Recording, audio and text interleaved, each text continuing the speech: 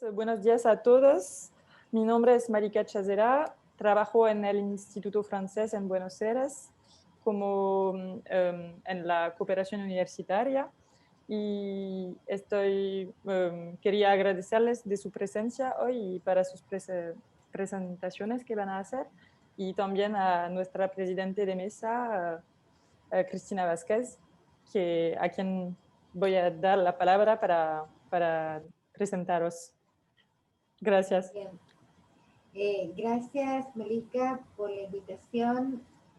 Gracias, postulantes, por estar aquí presentes. De acuerdo con el cronograma, tenemos las presentaciones de 4 ponencias que paso a listar ahora. Silvana Benítez, Ana Tatarín, Federico Ivanique y Aníbal Chelarviche. Empezaría Silvana Florencia Benítez con su exposición del trabajo, que es Biofiltros fúngicos, una alternativa ecoamigable para el tratamiento de aguas residuales de la industria citrícola.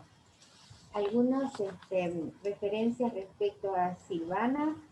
Silvana es licenciada en genética de la Universidad Nacional de Misiones, becaria doctoral del CONICET en temas estratégicos, trabaja en el Instituto de Biotecnología de Misiones y está realizando el doctorado de la Facultad de Farmacia y Bioquímica de la Universidad de Buenos Aires. Así que si Silvana está ahí, o ella, o su presentación, nos gustaría escucharla. Sí, perfecto. Yo hago su video entonces. Muy bien.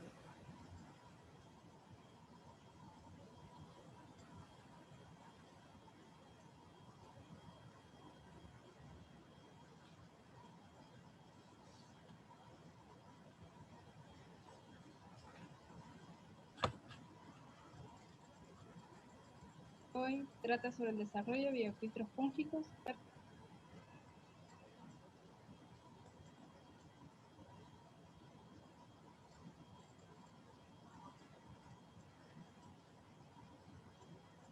Yo no estoy escuchando. No sé si los otros ponentes están escuchando. ¿No se escuché? ¿No? No. No, no se escucha. Voy a intentar ponerlo. Disculpa.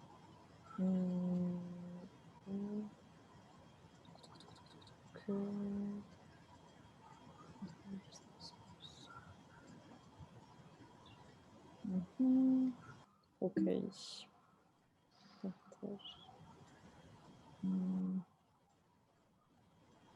No sé por qué. Yo intenté, disculpa. No, está bien.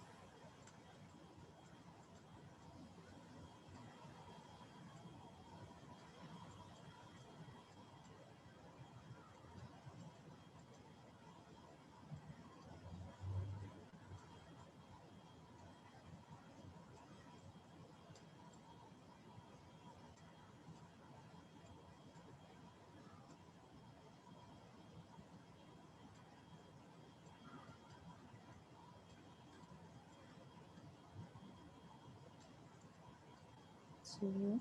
Ok. Ahora normalmente creo que va a funcionar. Lo espero. Ok. Buenos días, ¿Ahora mi nombre sí? es Florencia Benítez, soy becaria doctoral en temas estratégicos del CONICET y trabajo en el Instituto de Biotecnología de perfecto. Misiones. La charla que les presentaré hoy trata sobre el desarrollo de biofiltros fúngicos para el tratamiento de aguas residuales en la industria citrícola. En primer lugar, me gustaría empezar hablando un poco sobre la problemática a partir de la cual se plantea el proyecto en el que se enmarca mi tesis doctoral. Como sabemos, toda población desarrolla actividades económicas para garantizar la subsistencia de la generación presente en búsqueda de niveles más altos de bienestar y confort. Estas actividades son inherentes a nuestra existencia. Sin embargo, la producción de desperdicios, residuos y la contaminación son inseparables del proceso económico, por lo cual la contaminación es consubstancial a la existencia de asentamientos humanos. La presión demográfica, las expectativas de consumo modernas, el intenso desarrollo urbano y la creciente industrialización han determinado un uso irracional de los recursos naturales, generando nuevos problemas ambientales o agravando los ya existentes. Dado su impacto directo en la salud y en la calidad de vida, merece destacarse la dimensión ambiental relacionada con los recursos hídricos. El suministro de agua a la población y el cuidado de su calidad deberían ser prioridades de toda actividad, ya sea pública o privada, ya que el agua constituye el elemento básico de nuestra subsistencia, nuestra salud, la producción de alimentos y, en la mayoría de los casos, la producción industrial. La provincia de Misiones posee abundantes recursos hídricos en todo su territorio, utilizados por la población con distintos fines. Existen alrededor de 800 cursos de aguas permanentes que nacen en las distintas sierras que atraviesan la provincia y desembocan en los grandes ríos Paraná, Iguazú y Uruguay. Además, es una de las 3 provincias argentinas que comparte el dominio público del acuífero Guaraní, una de las mayores reservas de agua dulce del mundo. En este contexto, la provincia ha trabajado en la sanción de leyes y tiene una interesante y variada cantidad de normativas de alcance provincial en materia ambiental, como la Ley de Aguas y la Ley de Régimen de Erradicación y Habilitación Industrial. De esta manera, son fundamentales todos los esfuerzos que contribuyan con elementos concretos y aplicables para el uso sostenible y mantenimiento de la calidad de agua.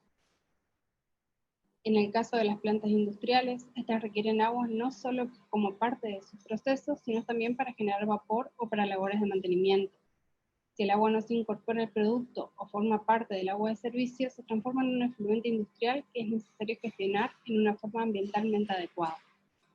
El vertido de aguas residuales de las industrias es una de las causas principales de contaminación ambiental, particularmente en países desarrollados. Los efluentes industriales son responsables de la generación de limos, cambios térmicos, formación de espuma, problemas de color y olores desagradables. La industria citrícola es muy importante en la región del noreste argentino debido a sus beneficios económicos. La planta de una industria citrícola se caracteriza por dedicarse a la clasificación y comercialización de frutas cítricas, como ser naranja, mandarina, limón y pomelo, a fin de categorizarlas y cumplir con las exigencias de los distintos mercados nacionales e internacionales.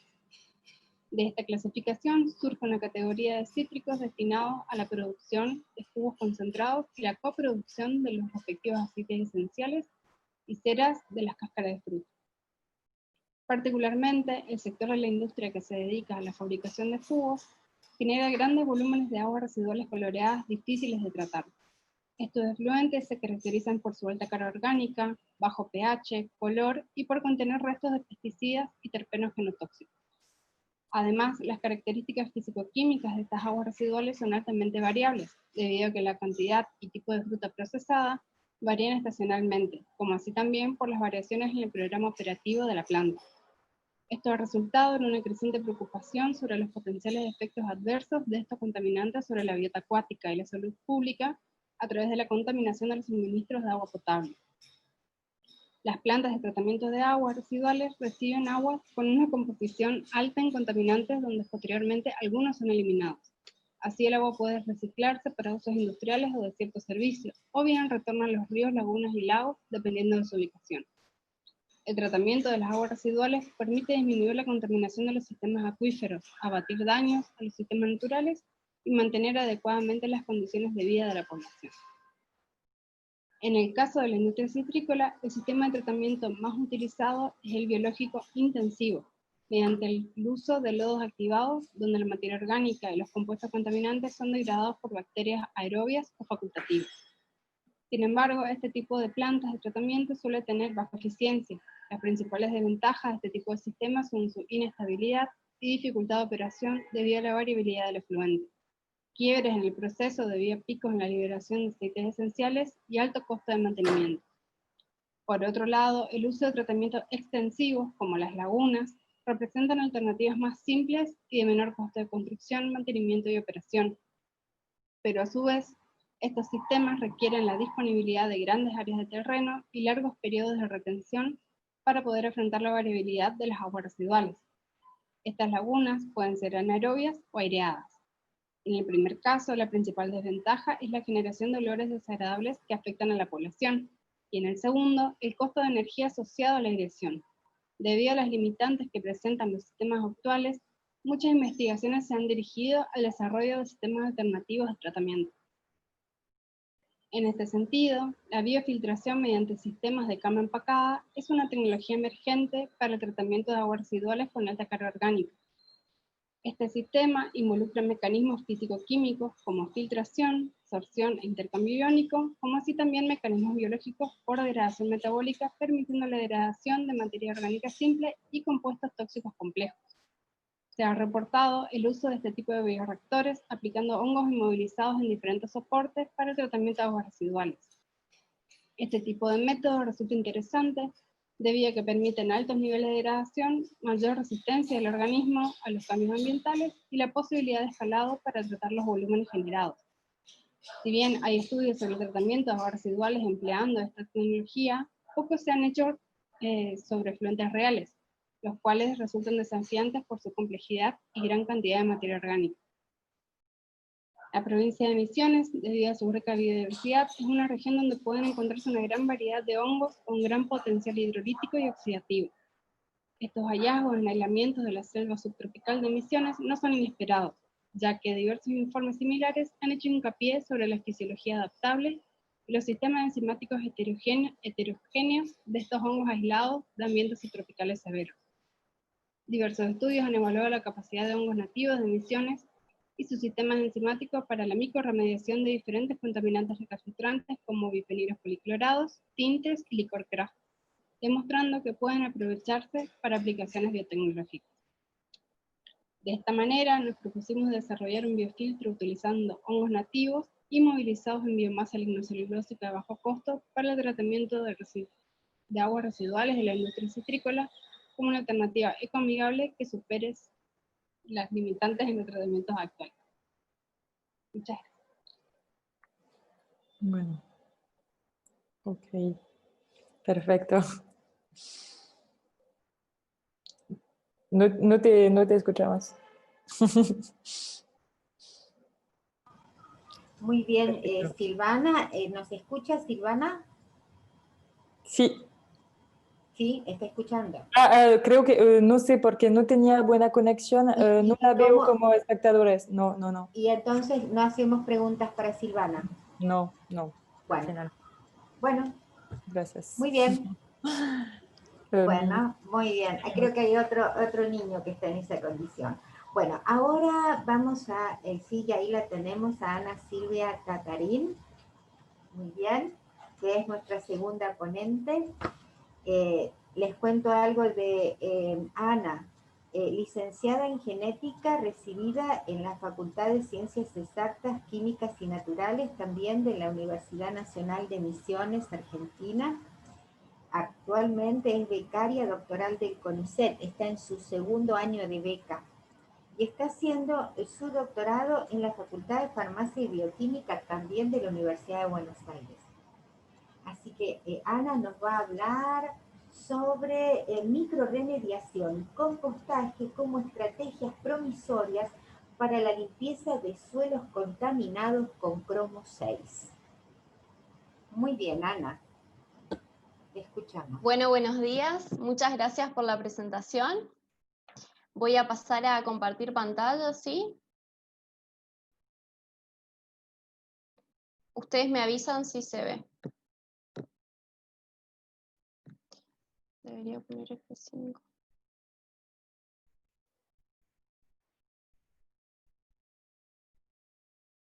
¿Se ve ahí? sí, se ve perfecto. ¿Se ve en modo pantalla completa? No. Sí, pero no es como... Ahí, ahora sí, Sí, creo, ¿no? ahora sí, perfecto. Ahora se ve perfecto. Muy bien, te escuchamos. Perfecto. Bueno, como bien dijeron anteriormente, el título de lo que voy a hablar es microremediación y compostaje como estrategias promisorias para la limpieza de suelos contaminados con cromo 6. Bueno, como resultado de una rápida industrialización que bien sucedió hace muchos años, se comenzó a utilizar los recursos de manera indiscriminada y además se procedió a eliminar de manera no controlada lo que serían los desechos industriales en el medio ambiente. Es así que la problemática por la contaminación de metales pesados es una problemática hoy en día muy importante, digamos, para estudiarla a nivel mundial. Cuando hablamos de metales pesados, nos referimos a compuestos que tienen un nivel tóxico y que, comparado con la densidad del agua, son mucho más densos. dentro de los metales pesados, los más conocidos y los más estudiados ampliamente son el arsénico, el cadmio, el plomo, el mercurio y el cromo, que es en el cual nos vamos a enfocar. Bueno, todos estos contaminantes es importante estudiarlos debido a su toxicidad, baja biodegradabilidad, persistencia en la naturaleza y también por su tendencia a la bioacumulación. La bioacumulación hace referencia justamente a que los niveles de concentraciones de los contaminantes van aumentando a medida que se va avanzando en los niveles de la cadena trófica. Es por ello la importancia justamente de erradicarlos y estudiarlos. Bueno, ahora vamos a hablar principalmente del cromo como contaminante. El cromo se encuentra naturalmente, ¿no es cierto?, en distintos sitios como mineral de cromita. Pero a su vez existe en varios estadios de oxidación que van desde el cromo 2 al cromo 6. Pero los más ampliamente conocidos, porque son muy estables, son el cromo 3 y el cromo 6. El cromo en particular se encuentra en todo tipo de compartimentos ambientales, ya sea en agua, en aire y en suelo. Pero ¿qué es lo que sucede? El cromo 6 en realidad es el que tiene la mayor gama de aplicaciones. Se utiliza en procesos de galvanoplastía, se utiliza en la industria del acero inoxidable y una de las aplicaciones más comunes y las más reportadas es para el curtido de cueros en la industria curtiembre. Las industrias curtiembres son uno de los principales contribuyentes a la contaminación por cromo.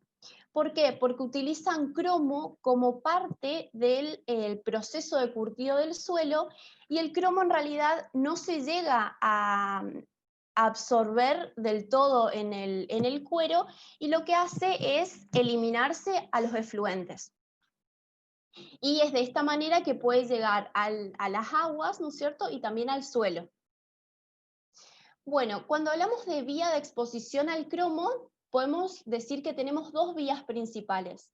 Una de las vías serían las emisiones al aire, que van a estar dadas por las industrias, los automóviles, humo de cigarrillos, entre otros.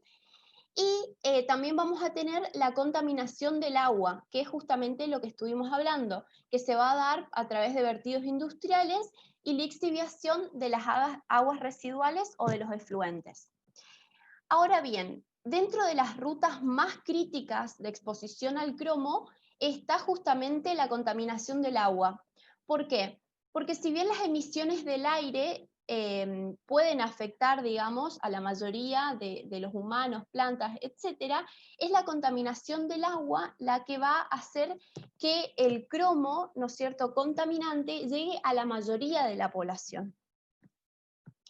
Bueno, si bien los niveles de cromo muy altos siempre son tóxicos, el nivel de toxicidad de este contaminante va a depender exclusivamente de su estado de oxidación. Es así que se considera que el cromo 6 es altamente tóxico. Y la Agencia de Protección Ambiental de los Estados Unidos identificó al cromo 6 dentro de los 17 productos químicos que representan una amenaza real para los seres humanos. ¿Y por qué el cromo 6 es considerado tan tóxico? Bueno, es justamente porque afecta a múltiples sistemas. A la piel, por ejemplo, provocando alergias, erupciones, etcétera, al tracto respiratorio, provocando desde un cáncer de pulmón, que es muy grave, también el sistema gastrointestinal, al sistema renal, al sistema cardiovascular, provocando daños muy severos en el miocardio, por ejemplo. También afecta a nivel hepático porque provoca una alteración en lo que serían las enzimas hepáticas, también a nivel genético, también provoca daños y efectos adversos en lo que serían los patrones sanguíneos, y bueno, está muy reportado que provoca daños severos y efectos reproductivos. Bueno, la gravedad de la afectación, digamos, va a estar dado por el grado de exposición. Es decir, que una exposición dada por una o dos veces puede provocar un cuadro mínimo, que sería una reacción alérgica, por ejemplo, pero lo que sería una exposición más constante podría provocar hasta, por ejemplo, un cáncer de pulmón.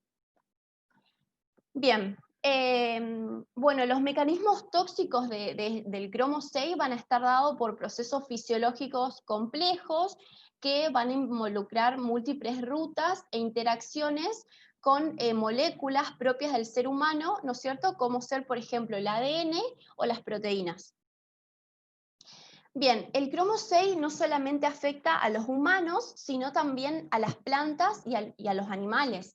En las plantas, por ejemplo, provoca una disminución de la absorción de los nutrientes y de la fotosíntesis, y también puede provocar, ¿no es cierto?, la necrosis en las plantas. Ahora bien, establecida la problemática, tenemos diferentes métodos para poder remediar este contaminante. Tenemos métodos físicos, químicos y biológicos. Dentro de los métodos físicos y químicos, si bien pueden ser simples, ¿no es cierto?, todavía tienen que satisfacer la demanda de que tienen un alto costo operativo y además demandan alta energía. Y a su vez, lo que pueden provocar en los estadios intermedios de remediación es la generación de contaminantes secundarios. Por otra parte, los métodos biológicos, como por ejemplo la bioremediación, es una estrategia promisoria para llevar a cabo el saneado, digamos, de los sitios contaminados. ¿Pero qué sería la bioremediación? La bioremediación es básicamente el uso productivo de estos sistemas vivos o de una parte de ellos, por ejemplo las enzimas que producen estos microorganismos, para eliminar o sanear sitios contaminados. La bioremediación, ¿no es cierto?, mediante la utilización de microorganismos, tiene la ventaja de que es muy económica y que a su vez no genera desechos, como sí puede provocar, ¿no es cierto?, los métodos de remediación físicos o químicos. En particular, la micorremediación es la bioremediación mediada por hongos. Y por bibliografía está muy reportado que los hongos pueden sanear sitios, en particular suelos, contaminados con cromo 6. Es así que, ¿cuáles son las ventajas que van a presentar estos microorganismos para bioremediar? En primer lugar, tienen un crecimiento relativamente rápido, tienen un cuerpo que está formado por hifas que les permite penetrar en cualquier sustrato. Es así que ellos pueden penetrar fácilmente en el suelo, por ejemplo. Tienen la capacidad de sobrevivir, crecer y desarrollarse en condiciones tóxicas que son intolerantes para muchas de las bacterias, y que además una de las ventajas más importantes es la producción de enzimas. Estas enzimas van a ser extracelulares, es decir, que van a ser expulsados fuera, ¿no es cierto?, de lo que sería el organismo, y lo que pueden hacer es degradar diversos contaminantes. En este caso, el cromo, por ejemplo, el cromo 6. Es así que, por ejemplo, a modo de ejemplo, solamente está reportado que ciertos hongos tienen una enzima conocida como cromatorreductasa, que lo que hace es transformar el cromo 6 en cromo 3 y así disminuir el nivel de toxicidad de ese contaminante. Ahora bien, otra de las estrategias que propongo es el compostaje. ¿Y por qué utilizaríamos el compostaje?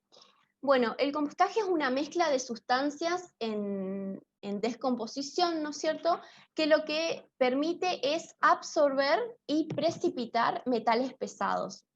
Y a su vez, como es una mezcla de sustancias orgánicas en descomposición, lo que hace es promover la fertilidad del suelo. Es así que un suelo que tiene altas concentraciones de contaminante y perdió su fertilidad porque debido al cromo 6 las plantas se murieron y demás, el compostaje le permitiría a este suelo recuperar su fertilidad, ¿no es cierto? Y así su valor productivo. Bueno, y otra de las ventajas del uso del compostaje es que disminuye la necesidad de almacenamiento y de tratamiento de residuos agroindustriales. Porque, por ejemplo, para llevar a cabo el compostaje se puede utilizar bagazo de caña de azúcar, que es un residuo agroindustrial que se genera justamente como resultado del proceso de la formación de azúcar. Y es algo que no se utiliza, digamos, sino que se desecha. Bien, es así que por todo lo expuesto anteriormente, el compostaje y los hongos pueden combinarse como un tratamiento para los suelos contaminados. Es así que el objetivo, en principio, de mi tesis doctoral es aislar y seleccionar hongos que sean tolerantes, ¿no es cierto?, al cromo 6 y poder inocularlos, es decir, hacer que se adapten a este compost, a esta materia orgánica en descomposición, como una estrategia promisoria para la biorremediación. Bueno, muchas gracias. Gracias, Ana. Muchas gracias, Ana. Quisiera hacerte algunas preguntas. Bueno, primero quiero felicitarte por tu exposición, muy linda exposición, muy interesante la problemática. El cromo 6, tal como has dicho, es un contaminante importante, digamos, asociados a otros que están como mencionaste también, plomo, mercurio, cadmio, que son muy importantes. En algún punto quiero hacerte la siguiente pregunta.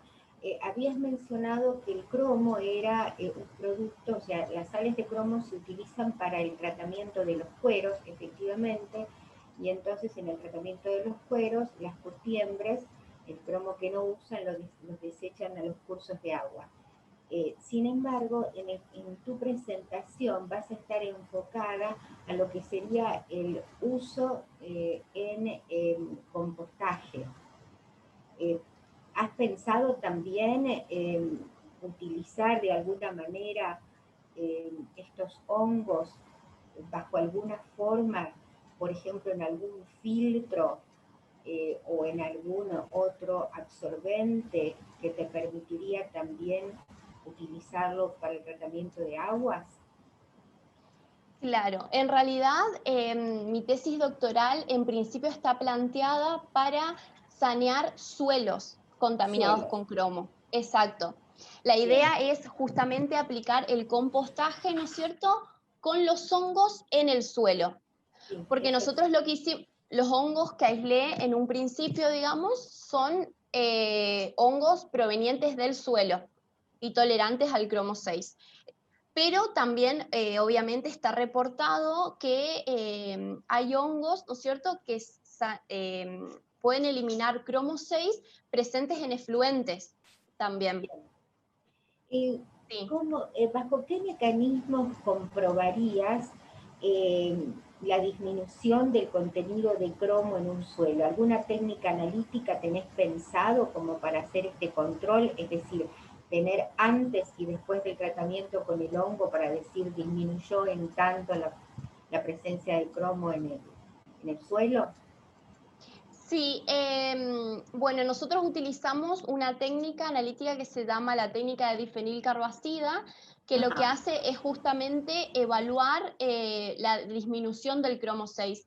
Se evalúa el cromo 6 antes, digamos, y después del proceso de biorremediación. Y la idea es que justamente este compuesto, la difenilcarbazida, mediante lectura por espectrofotómetro, lo que hace es indicar, digamos, la disminución del cromo 6. Y uno de los mecanismos que justamente podría estar actuando es lo que dije anteriormente de la reducción, de que el cromo 6 se pase a 3, entonces habría una disminución. Bien, con la cromatorreductasa que mencionaste. Esta técnica es una técnica colorimétrica. ¿Tenés alguna idea del límite de detección que tiene la técnica? Es decir, ¿qué cantidad de cromo 6 tendría que estar presente en el suelo como para que la puedas detectar, pueda desarrollar algún tipo de color y medirla? O sea, me refiero a órdenes de magnitud en la concentración del cromo para poder reducirlo. Hay, digamos, si bien no has empezado los ensayos, pero de acuerdo con bibliografía, ¿tenés algún tipo de datos? ¿Estamos en el orden de las partes por millón? ¿Estamos en el orden de las partes por billón? No, yo creo, sí, que las partes por millón, sí, si bien todavía nos llevamos a cabo los ensayos, yo creo que lo reportado, digamos, en general en las industrias curtiembres es siempre superior a las 50 partes por millón. Se han llegado a encontrar hasta 500, 800, 1000 partes por millón, que bueno, esto claramente es detectable con esta técnica, con la ¿no? técnica. Bien, sí. Muy bien. La última pregunta, en cuanto a la metodología que vas a usar, ¿tienen pensado algún diseño de cómo plantear los ensayos? ¿Cómo harías en la práctica? ¿Qué proporción, por ejemplo, de compostaje usarías? Algo que sea un poco más descriptivo de la parte metodológica. Sí, bueno, la idea es, digamos, buscar por bibliografía, ¿no es cierto? Bueno, nosotros estamos muy familiarizados en el instituto en el que trabajo con la utilización de bagazo de caña de azúcar, como bien lo dije, ¿no es cierto? La idea es que utilizar el bagazo de caña de azúcar como materia orgánica principal para el compostaje y, bueno, poder combinarlas con otras, ¿no es cierto?, que estén por bibliografía, pero la idea es que el compostaje tiene que tener una proporción muy alta en el suelo, o sea, la proporción tiene que ser alta como para poder lograr la función, digamos, que tendría, que es la de fertilidad en el suelo y de precipitar los metales, ¿no? Sí, sí. ¿El hongo o los hongos estos son selectivos para cromo o también absorben, o sea, tenés algún problema de competencia con otros elementos presentes, o es selectivo para cromo la variedad de hongos que uses? No, en realidad no. Bueno, pasa que en general los hongos tienen muchos mecanismos y pueden ser que esos mismos hongos también puedan degradar otros contaminantes. Por ejemplo, no sé, los bifenilos policlorados, que son otro de los contaminantes que estudiamos en el lugar que trabajo, ¿no es cierto? Pero sí, puede ser que un mismo hongo tenga diversos mecanismos y por lo tanto se pueda utilizar una amplia, para remediar una amplia gama de contaminantes, ¿no? Muy bien. Sí. Bueno, muy bien. Listo, Ana. Creo que hay una pregunta de Victoria Pasucci.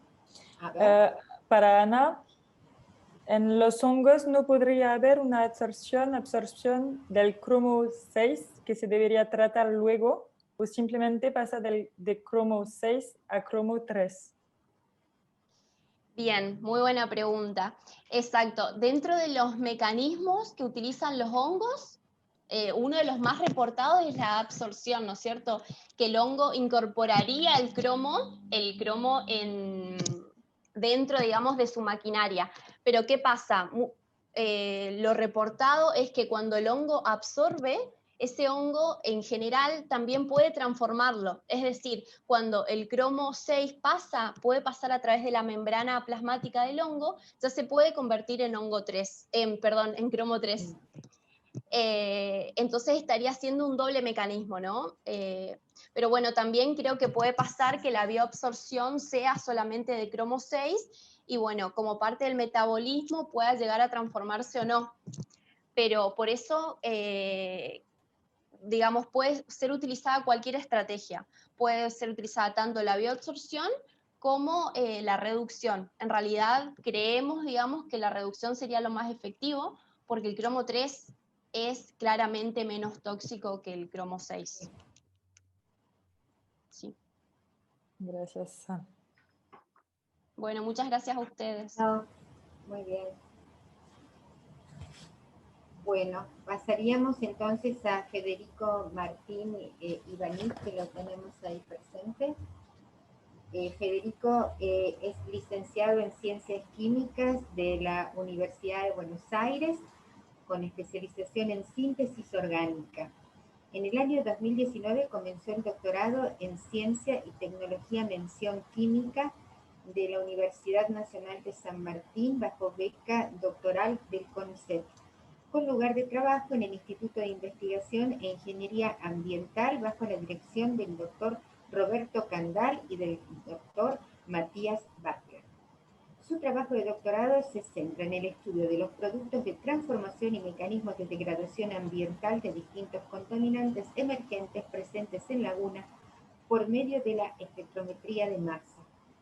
Ha sido becado por la DAD para realizar una estadía de investigación en la Universidad de Leibniz, Alemania. En el año 2021 recibió el premio JMS 2020 Award para participar en la próxima Conferencia Internacional de Espectrometría de Masa y ha sido seleccionado para asistir a la Green Chemistry Summer School 2021 a realizarse en los Estados Unidos. Escuchamos a Federico, que Federico va a hablar sobre contaminantes emergentes de origen ganadero en el ambiente, simulación degradativa en laboratorio. Bien, muchas gracias. Comparto pantalla y me dicen si se ve.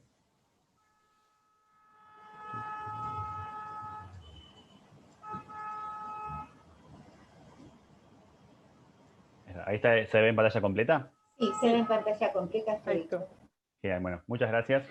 Bueno, como bien dijeron, yo voy a estar hablando de mi trabajo doctoral que se titula, es una pequeña parte de mi trabajo doctoral, y la presentación se titula Contaminantes emergentes de origen ganadero en el ambiente, simulación degradativa en laboratorio, que bueno, voy a empezar diciendo que tal vez las presentaciones que se dieron hasta ahora son más basadas en lo que es remediación o bioremediación. Lo mío es un poco más de ciencia básica, de estudiar qué es lo que ocurre al contaminante cuando llega al ambiente en sí.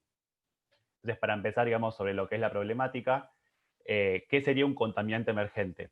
Entonces, un contaminante emergente lo vamos a definir como cualquier compuesto, ya sea natural o artificial, que se sabe que llega al ambiente y que tiene o se supone que tiene algún tipo de consecuencia adversa sobre la salud humana o sobre el ecosistema, pero lo particular es que no está regulado o no está normalmente monitoreado, y esto se debe a que generalmente el uso de este tipo de sustancias ha aumentado en los últimos años, pero la regulación no ha evolucionado con él.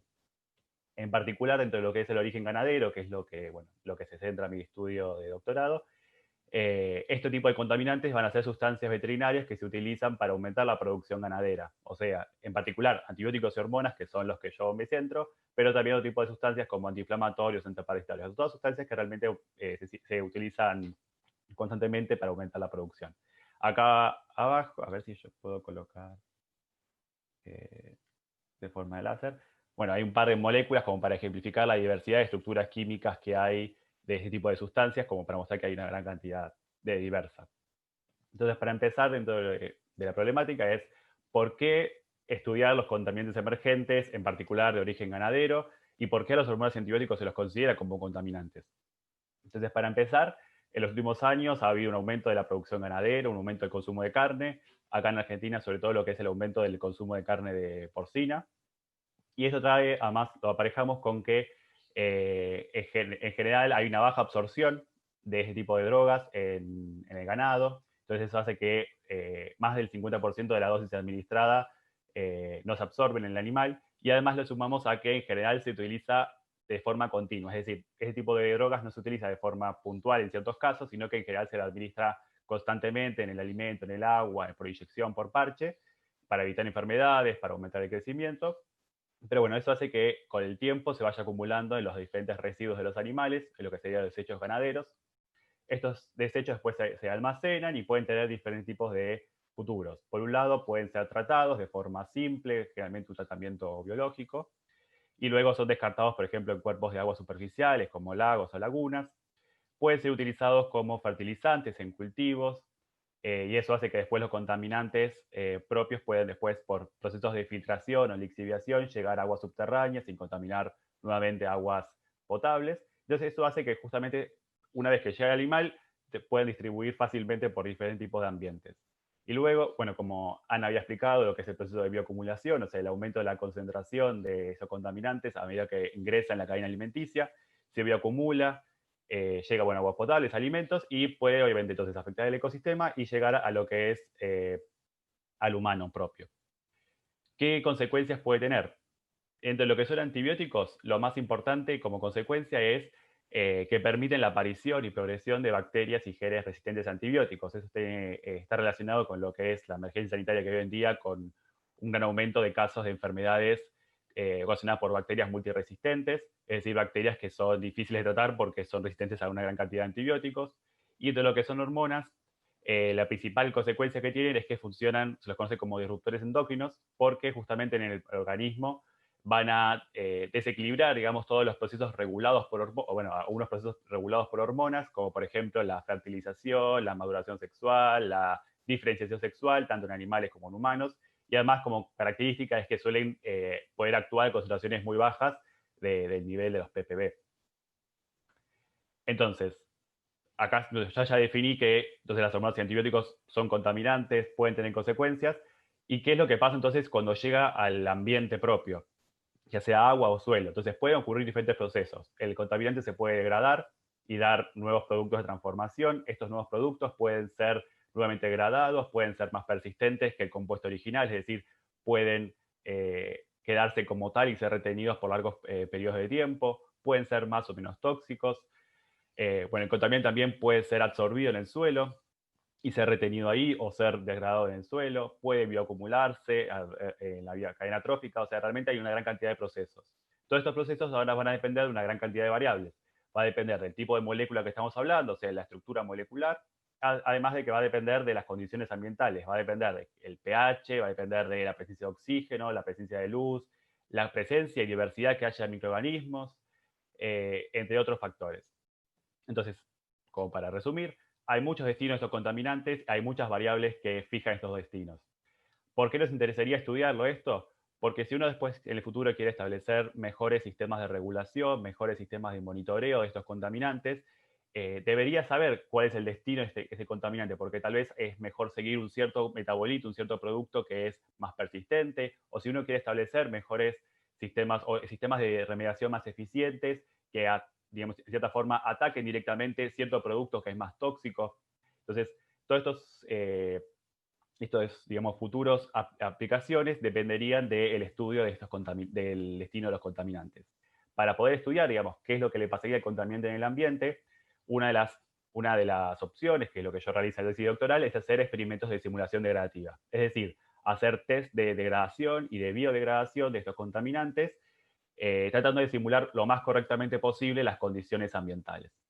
Entonces, ya entrando en esa parte, ¿en qué se basan esos experimentos? Yo los separo, digamos, en dos partes. Una primera parte sería poder simular correctamente estas condiciones ambientales. Eso quiere decir que yo pueda monitorear y o ajustar ciertos parámetros importantes. O sea, si yo quiero ajustar el pH, la presencia de oxígeno, la diversidad de microorganismos, todas esas cosas yo las debo poder controlar de esta forma.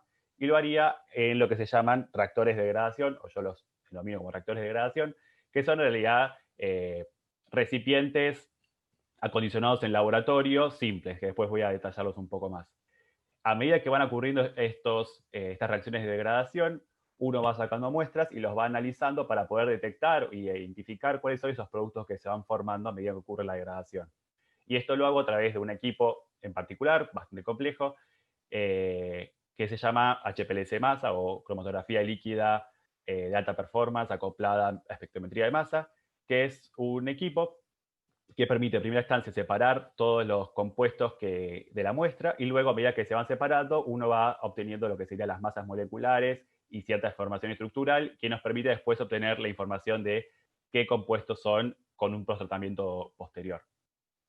Entonces, para empezar, dentro de lo que es el diseño de los reactores que utilizo, son frascos de vidrio esterilizados, acondicionados para permitir la entrada de ciertos electrodos. Por un lado, bueno, por ejemplo, permite la entrada de aire si se quiere bombear aire y hacer una degradación tipo aeróbica, o sea, en presencia de oxígeno. Permite también la entrada de lo que son electrodos de referencia y de trabajo, que permite medir el potencial redox de la solución. Esto nos da una idea, digamos, de si las reacciones que están ocurriendo tal vez son más oxidativas o reductivas. Nos permite el sensor de temperatura, justamente para ver, porque el factor de temperatura es bastante importante en todas las reacciones que van a estar disponibles de degradación. Un sensor de oxígeno para medir la saturación de oxígeno si es necesaria en el agua.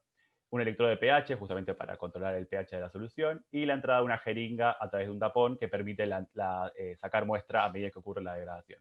Yo en particular hago simulaciones de tipo laguna, digamos, donde hago sistemas de bastante cantidad de agua y una pequeña capa de sedimento. Todo esto, además, va a estar agitado para mantener, digamos, una cierta homogeneidad del sistema. Y se hace en batch de, bueno, por ahora, en batch de 8 frascos por vez, que permite hacer réplicas, pero a la vez también permite comparar diferentes condiciones al mismo tiempo. O sea, yo puedo en el mismo experimento comparar qué es lo que ocurre a diferentes pHs, qué ocurre, por ejemplo, en presencia o ausencia de luz, con o sin microorganismos, entre otros. Esta es una foto de uno de los reactores, luego de todo el proceso de degradación, para mostrar más o menos que son experimentos más o menos exhaustivos porque duran bastante tiempo, entre 30 y 40 días, dependiendo del contaminante. Y para mostrar también, por ejemplo, este es en presencia de microorganismos, cómo a medida que pasa el tiempo, lo que va pasando es la formación de biofilms sobre el electrodo, un particulado, que es para más o menos mostrar que también los electrodos a su vez tienen que ser lavados, mantenidos. O sea, son experimentos que requieren bastante mantenerlo con el tiempo. Bueno, como dije, se extrae la muestra a medida que ocurre la degradación, se la filtra, se la condiciona, porque justamente es un sistema bastante turbio, se lo inyecta en el equipo. Esta es una foto del equipo que se tiene en el laboratorio. Este es el cromatógrafo, este es el espectrómetro de masa. Bueno, el cromatógrafo es el que se separe, el espectrómetro de masa es el que obtiene después, digamos, la información de masas moleculares. Y luego se hace un post-tratamiento para justamente identificar cuáles son estos compuestos. Como resultado final, lo que uno obtiene entonces son qué tipo de productos están formando, si uno los puede identificar. Uno lo trata de conectar entre sí, entre qué reacciones están involucradas entonces para dar estos productos, cómo es la evolución temporal de estos productos, es decir, cómo es la seguidilla de productos que se van formando a lo largo de estos 30, 40 días de degradación, la velocidad en que se forman, lo que sería la cinética, o la cinética de desaparición de contaminante, o cinética de aparición y desaparición de intermediarios. O sea, hay una gran cantidad de información que después va a ser aplicada si uno quiere establecer entonces estos sistemas de regulación y monitoreo. Obviamente, bueno, esto iría después acompañado, aunque todavía no se realizó, lo que serían experimentos de ecotoxicidad para ver cuál es la evolución de toxicidad de estos contaminantes, además de su estructura molecular. Como un ejemplo de aplicación, yo hasta ahora estuve trabajando con la oxitetraciclina, que es un antibiótico muy utilizado porque es económico, es de amplio espectro, y que en general acá en Argentina no está regulado, más que para la exportación de carnes exportación de carnes a países que pertenecen a la Unión Económica Euroasiática, pero bueno, en general se puede utilizar libremente. Este es un ejemplo de todas las reacciones principales iniciales que se lograron identificar de la oxitetraciclina, como para mostrar, digamos, la gran diversidad de opciones que hay. O sea, se pueden ver reacciones de oxidación, deshidratación, demetilación de la amina, decarbonilación, que sería pérdida de monóxido de carbono. O sea, hay una gran cantidad de reacciones involucradas, y sobre estas reacciones, además, no es que ocurren todas en todas las condiciones. Por ejemplo, se compara a diferentes pHs, en presencia de microorganismos, y esas reacciones algunas se ven, algunas no. Realmente depende del caso, que bueno, tampoco puedo entrar en mucha profundidad. Entonces, como para ir concluyendo, estos antibióticos hormonas realmente representan un grupo importante de contaminantes en zonas, sobre todo cercanas a ambientes ganaderos, que los experimentos de degradación permiten obtener una gran cantidad de información en cuanto al destino de estos contaminantes, y además esperar que se adquiera una mayor conciencia y control sobre el uso de estas sustancias. Muchas gracias. Muy bien, Federico. Gracias por tu presentación, muy clara. Tengo una consulta nomás para ver cómo vas a trabajar con estas muestras. En principio vas a trabajar por un solo contaminante por experimento, es decir, y lo vas a hacer en una solución sintética, o sea, no vas a mezclar más de uno. No. En principio es siempre estudiar un solo contaminante. La idea es estudiar, por un lado, la familia de las tetraciclinas. En particular, bueno, empecé con la oxitetraciclina porque justo es lo que se tiene en el laboratorio. Y después es continuar con hormonas, en particular la etinilestradiol, pero siempre por separado. Siempre por separado. Tal vez, bueno, como avance el tiempo, si hay tiempo, después, bueno, que pase con todo la pandemia, pero si hay posibilidad de poder hacer un experimento combinado para ver si hay algún tipo de diferencia o si realmente crece el mismo tipo de microorganismo en presencia de ambos contaminantes, estaría bueno hacer en el futuro, pero bueno, por ahora es separado. ¿Sí? Bien. En principio, para hacer tus pruebas de calibración, supongo que usarás soluciones sintéticas de concentraciones conocidas para poder medirla por HPLC-MS. Sí. No con muestras reales, a eso me refiero. O sea, tu estudio va a ser en muestras sintéticas y para estudiar las condiciones de medición, sí, etcétera, etcétera. A ver, explica un poquitito más eso. Bueno, si te entiendo bien la pregunta, o sea, sí, siempre trabajo con soluciones, digamos, que yo hago en el laboratorio de concentración conocida que yo coloco en los reactores. Exacto, a eso voy. Mismo trabajo con, o sea, yo los sedimentos que trabajo hasta ahora son lo que yo llamo sedimentos artificiales, porque son sedimentos que yo construyo en el laboratorio de cantidades conocidas de materia orgánica, de arcilla, arena, y mismo todos los compuestos ácidos y bases que están presentes en el agua también son todos conocidos, como para poder, digamos, hay tantas variables en juego en todo este tipo de degradación que tengo que sentar una cierta base. La idea es que si a futuro también, si todo sale bien, estudiar también qué pasaría con muestras naturales, o sea, realmente tomar sedimentos de lagos, lagunas, mismo, bueno, y agua natural, y ver qué pasa ahí, ir estudiando lentamente. También, bueno, yo coloco la concentración inicial que quiero, por ejemplo, que es oxitetraciclina, que en general es un poquito más grande de lo que uno podría llegar a encontrar, porque, bueno, tengo que ver qué tipo de productos, si no, no llegan a límites de detección y todas esas cosas, seguramente. Claro, sí, por eso te decía, realmente es un trabajo muy interesante, muy importante, como vos bien decís, hay muchísimas variables que entran en juego, por lo tanto uno tiene que ir acotando, si no después no puede interpretar los resultados. Y digamos, el trabajar con muestras reales, bueno, ya eso es otra etapa.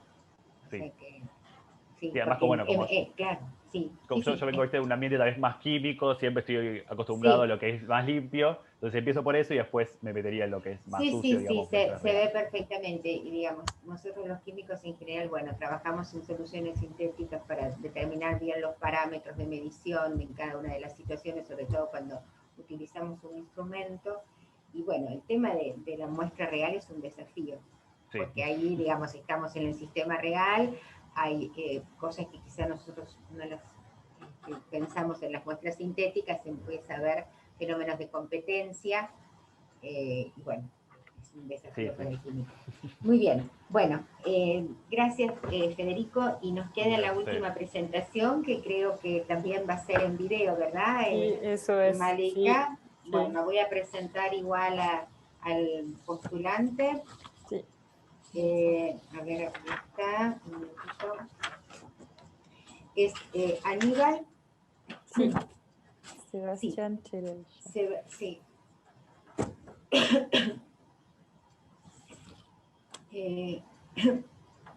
Es licenciado en genética, Aníbal Sebastián Chelaliche, es licenciado en genética, becario doctoral también de CONICET en el Instituto de Biotecnología de Misiones, doctorando en Ciencias Aplicadas en la Facultad de Ciencias Exactas, Químicas y Naturales de la Universidad Nacional de Misiones. Así que, Malika, sí. Sí, perfecto, gracias. Podemos ver la presentación. Avísame si se escucha, ¿sabes? Yo intento. Buenos días, mi nombre es Aníbal Sebastián Chelaliche. ¿Se escucha? Perfecto. Mi presentación en el día de la fecha se trata de los avances desarrollados en el uso de los hongos, sus enzimas para la remediación de matrices contaminadas con bifenilos policlorados. Actualmente, los bifenilos policlorados, o PCB, son considerados uno de los contaminantes orgánicos persistentes de mayor importancia, ubicándose quintos en la lista de prioridad de compuestos peligrosos de la Agencia de Protección Ambiental de Estados Unidos. Estos compuestos tienen una estructura química básica compuesta por una molécula de bifenilo y entre 1 a 10 sustituciones de átomos de cloro.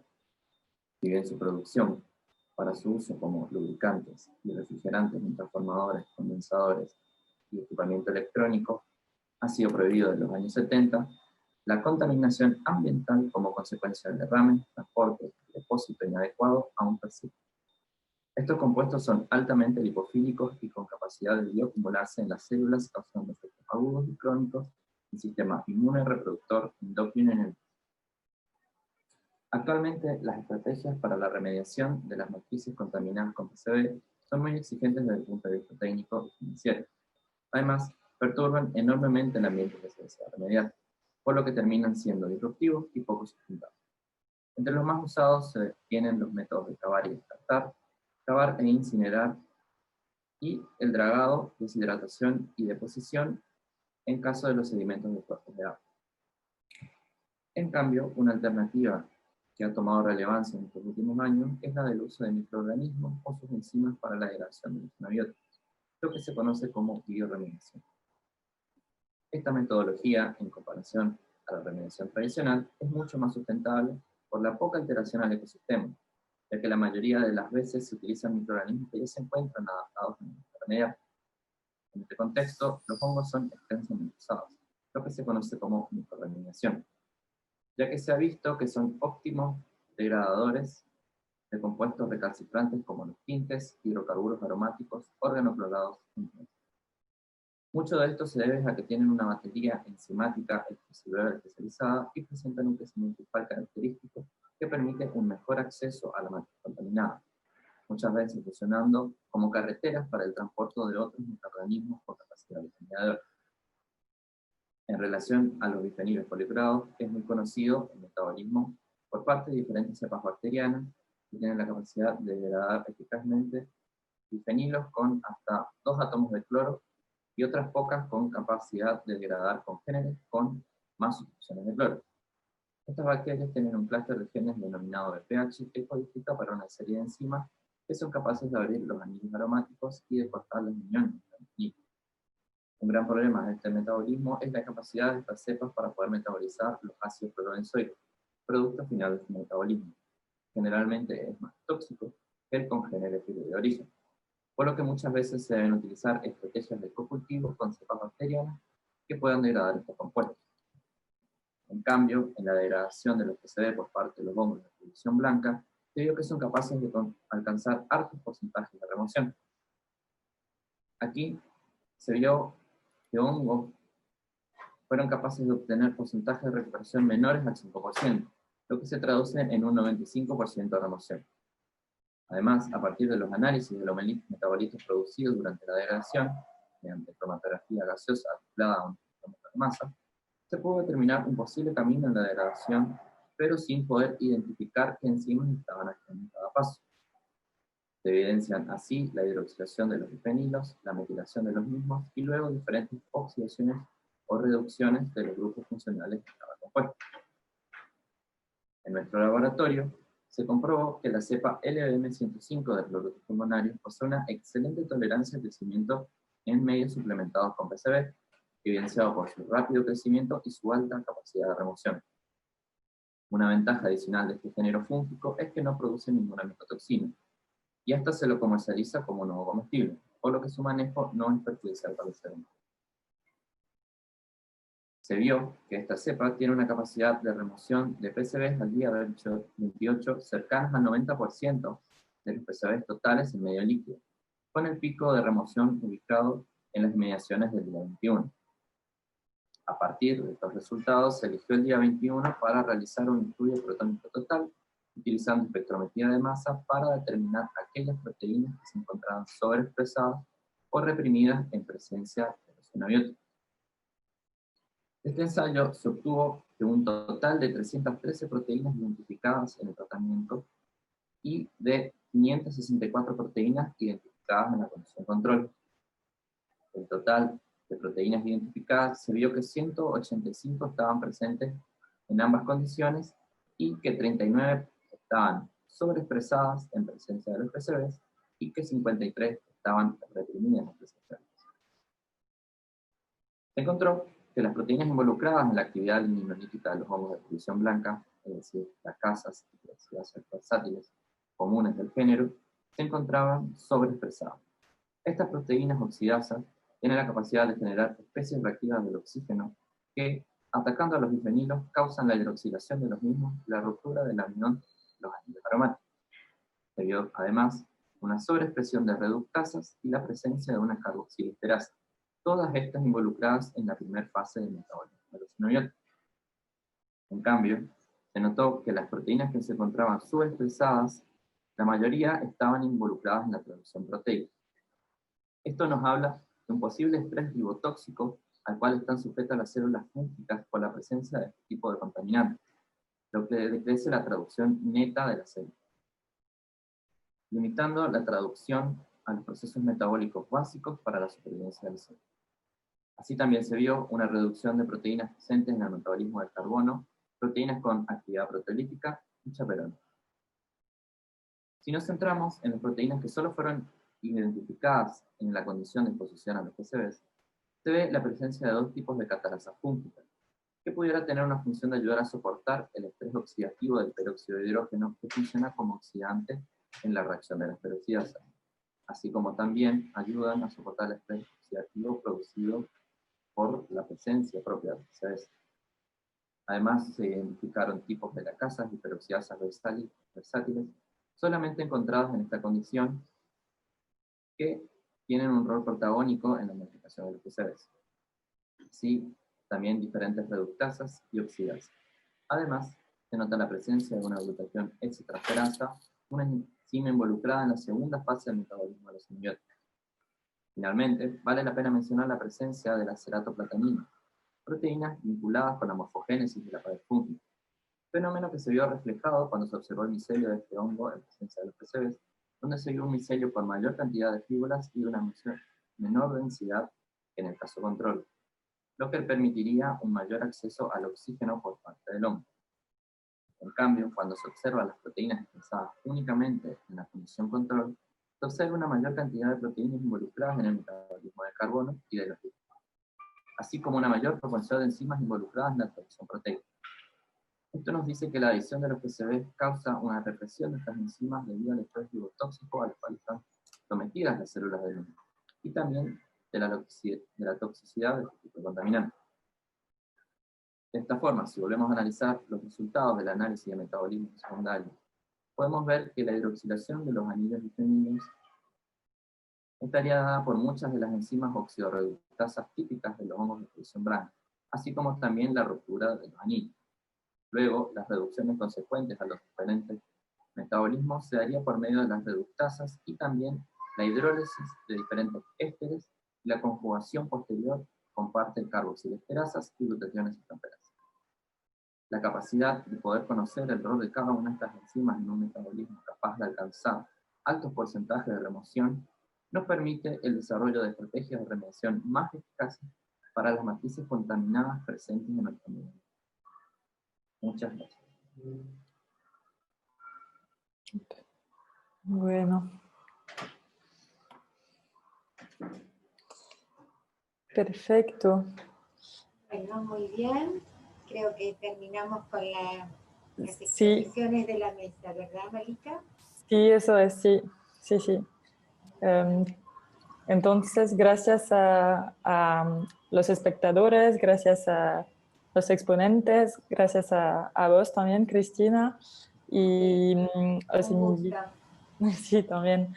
Os invito a ver las otras mesas y también a las 5:45 para la restitución de de las mesas. Bien. Perdón, Malika, vas a mandar el enlace correcto, ¿verdad? Para esa Sí, hora. yo voy a ponerlo en el chat. ¿Ahora lo pones? Sí, sí, voy a ponerlo. Ya lo tengo cerca. Acá. Restitución de las mesas. Sí, creo que es ese. El de la apertura. Voy a verificarlo y después lo envío por mail. Más sí, seguro. Perfecto, más tranquilo. Sí, sí, no hay problema. Eso. Bueno, Sí, muy bien, perfecto. gracias. 17:45 nos vemos entonces. Eso es. Hasta luego, hasta luego. Muchas gracias. Muchas gracias. Por favor, Chao, nos hasta vemos. luego. Chao.